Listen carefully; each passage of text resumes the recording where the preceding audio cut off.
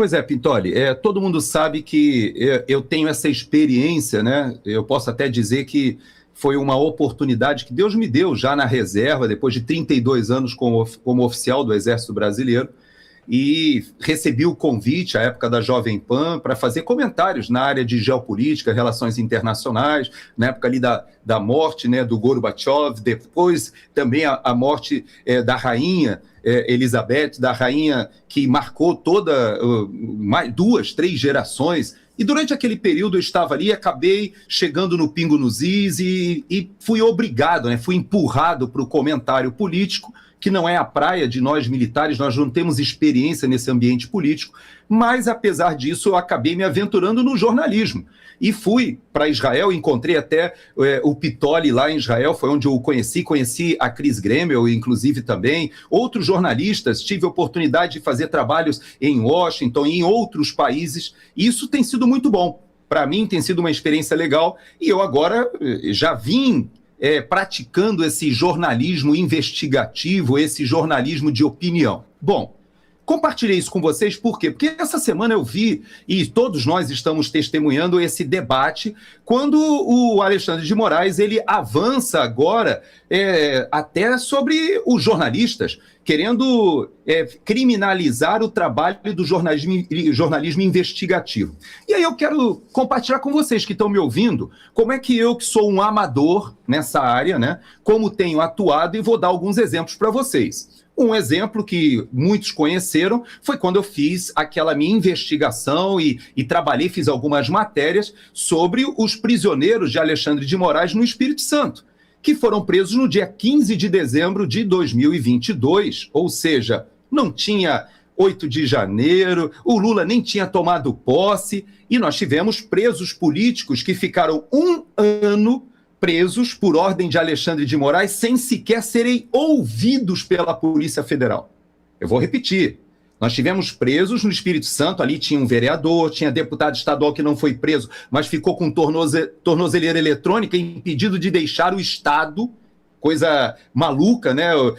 Uma coisa que aconteceu ali, mas um vereador que inclusive foi eleito presidente da Câmara de Vereadores de Vitória também foi preso, jornalista, radialista, até um pastor, mas eles foram presos, interessante, por causa de um imbróglio no Espírito Santo com um governador que tinha esses opositores aí que o acusavam de uma questão de corrupção numa licitação do Detran que uma empresa chinesa ganhou, não tinha nada a ver com bolsonarismo, com 8 de janeiro, mas uma procuradora-geral saiu lá do Espírito Santo, pediu uma audiência com Alexandre de Moraes e acertou, e ele deu uma canetada, prende todo mundo aí, deixa preso, porque estão incomodando lá o Casagrande, o governador do estado, que é o nosso parceiro aí nesse momento.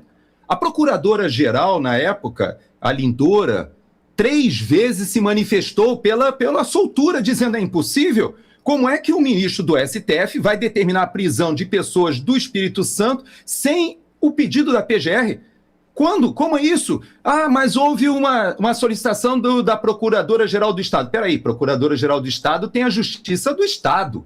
Como é que vai passar a PGR? E a procuradora, a vice-procuradora, se manifestou por 3 vezes de forma completamente foi ignorada. Bom, isso foi a minha primeira experiência do jornalismo investigativo. E agora, nesse momento que a gente está vivendo, como é que funciona, você que está me ouvindo?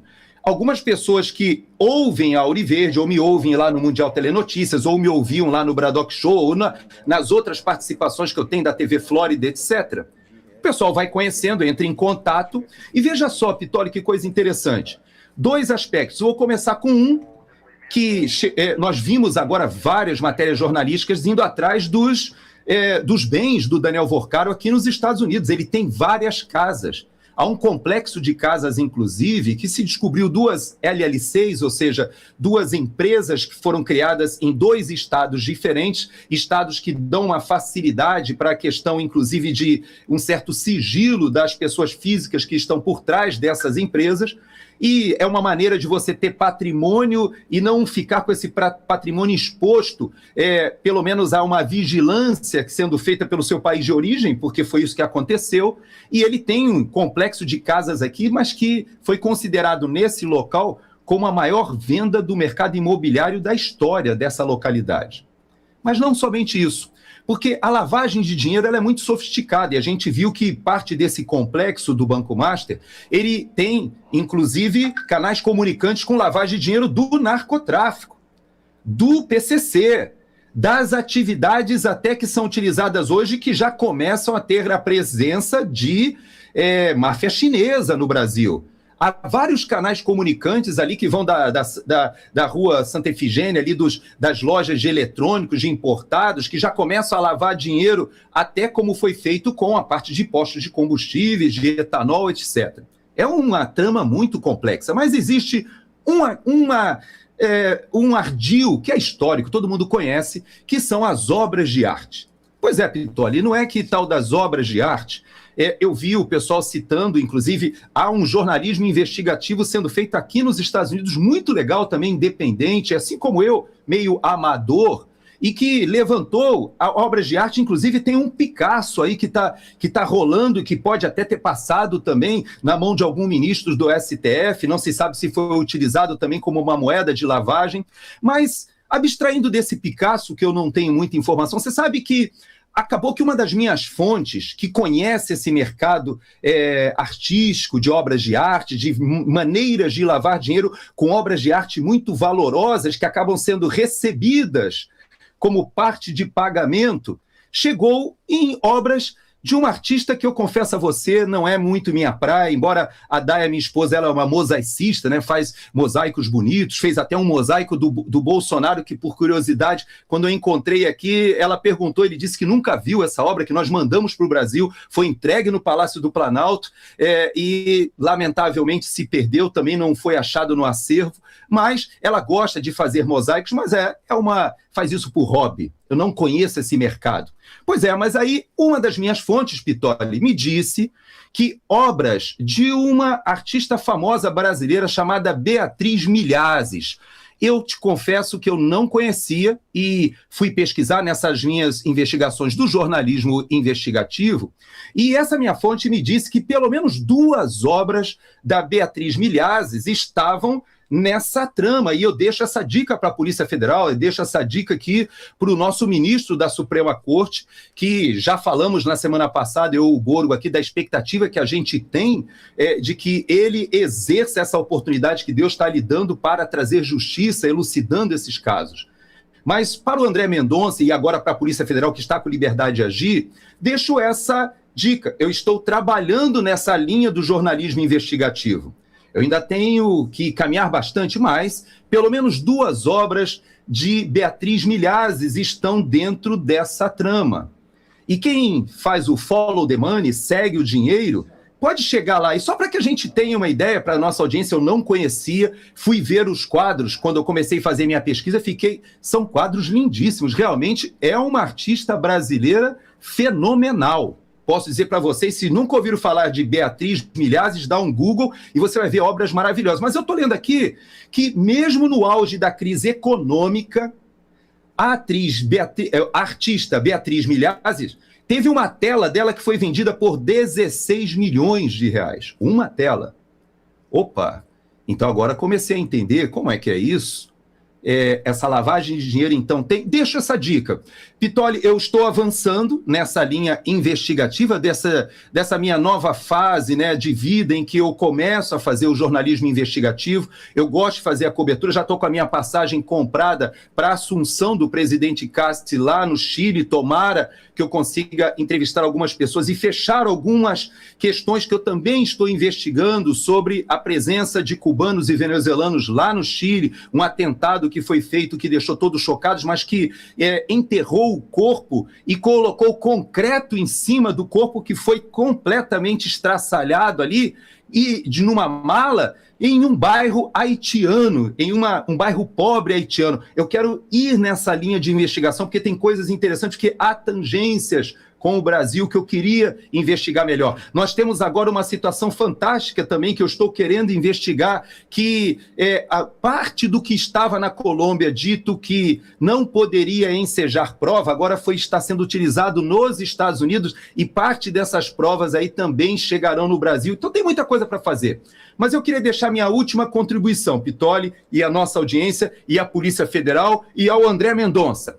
Veja que recebi de uma fonte, e essas fontes são fantásticas, que são pessoas que nos seguem e trazem, eu faço questão de investigar a fonte, é importante o trabalho do jornalista para que ele veja se a fonte é fidedigna, se ela é uma fonte crível, e você tem todo um trabalho que você precisa ser feito. E eu fiz uma investigação e cheguei num dado interessante que eu vou deixar no ar e fica para a próxima semana, quem sabe eu tenha mais elementos, mas já se sabe que o Daniel Vorcaro e o Toffoli se encontraram mais vezes do que aquilo que já apareceu. A mídia diz que foram pelo menos 10 encontros. Pois eu descobri, fruto de uma das fontes, que me garante que no dia 13 de novembro, olha só, 13 de novembro,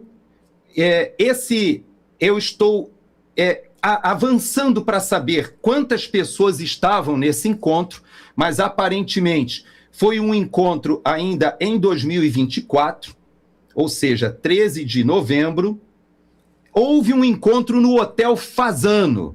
Foi reservado um quarto no Hotel Fasano, e nesse encontro estaria Daniel Vorcaro e pelo menos 2 ministros da Suprema Corte, segundo essa minha fonte, mas ele me garante que havia um ministro ali careca.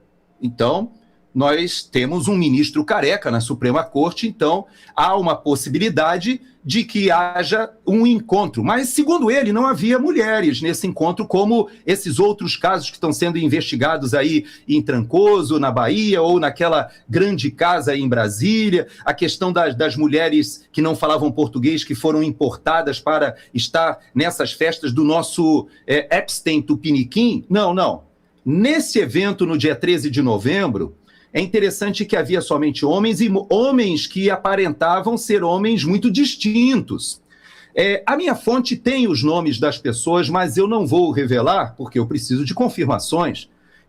E aí já deixo esse apelo para você da audiência. Se você, de repente, conhece alguém, se hospedou, trabalhou, estava ali no Hotel Fasano no dia 13 de novembro, e, de repente, cruzou com uma dessas personalidades, eu acho importante, porque a Polícia Federal, que tem o celular do Daniel Vorcaro, pode checar se essa informação, que eu estou nessa linha de investigação do jornalismo investigativo, eu tenho convicção de que essa minha fonte é uma fonte idônea e que me garante que, sim, estava lá no dia 13 de novembro, Daniel Vorcaro, com um grupo de pessoas. Essa fonte sabe as pessoas que estavam lá.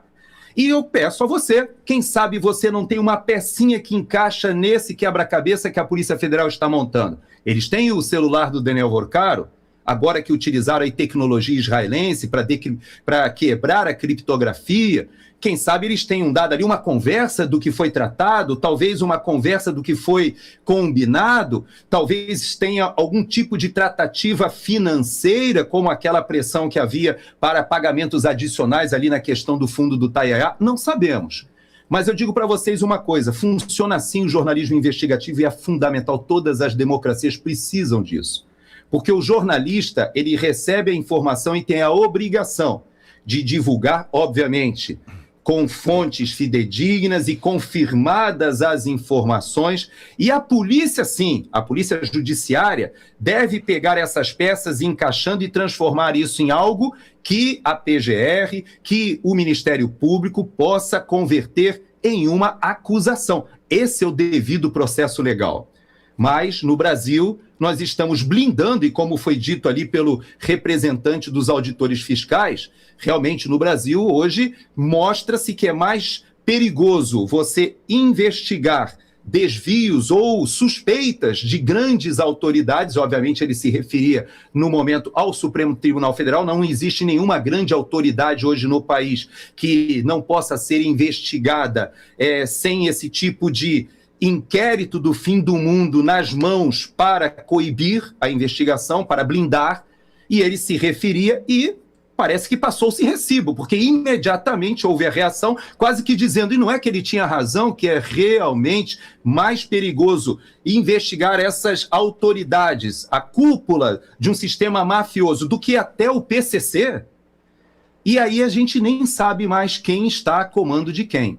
não sabemos se o crime organizado hoje, com a pujança econômica, já entrando em várias atividades lícitas no sistema financeiro, eles têm o poder de cooptar autoridades, ou se são as autoridades as que estão cooptando e utilizando a estrutura do crime organizado. Não sabemos ainda. Mas uma coisa eu garanto, não podemos nos desfazer do jornalismo investigativo. Falo isso para vocês com essa experiência inicial que eu estou tendo.